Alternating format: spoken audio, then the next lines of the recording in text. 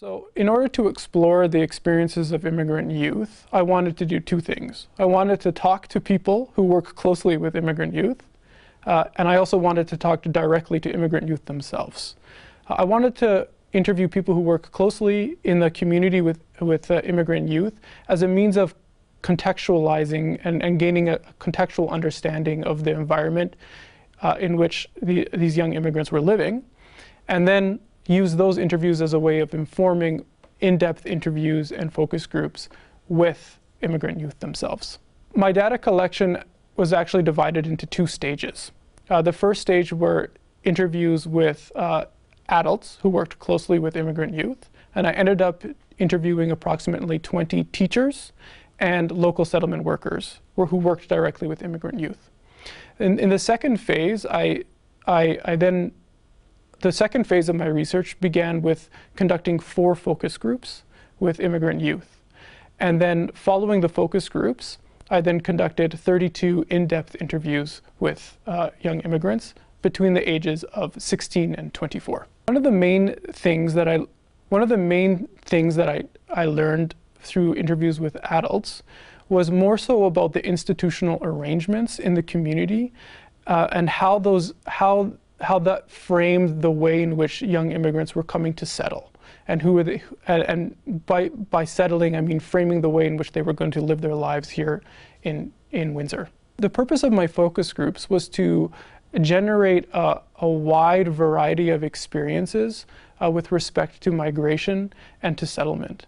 One of the key things that I was able to learn from these focus groups were some of the common challenges that young immigrants faced, but also the differences in which they interpreted and made sense of those challenges. Can you talk about some of the challenges? One of the most significant challenges that many young immigrants talked about was the difficulty in finding and making Canadian-born friends. Many of them spoke about the desire and the wish to become friends with Canadians, but also the difficulties that they had found in making these types of friendships. One of the primary differences between focus groups and interviews in my research was basically the depth of personal stories that I could develop. When it came to looking at the type of data that was generated by focus groups, what I found was that I was given a range, but the depth wasn't really there in terms of the personal stories.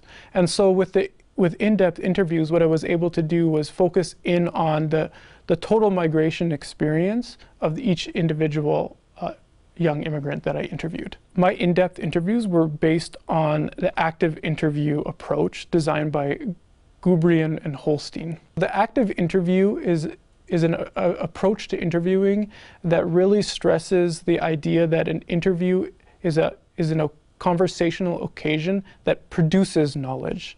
And so it's different than more traditional approaches to interviewing where knowledge is seen to be discovered, that it's something that some people hold inside of them and that the interviewer discovers that knowledge. The active interview says that the interview is an occasion upon which two people come together and through their conversations are actually producing knowledge. I think it's valuable because what it allows you to do is show how ideas and knowledge and the way we even think about ourselves are sociologically produced in interaction and in practice.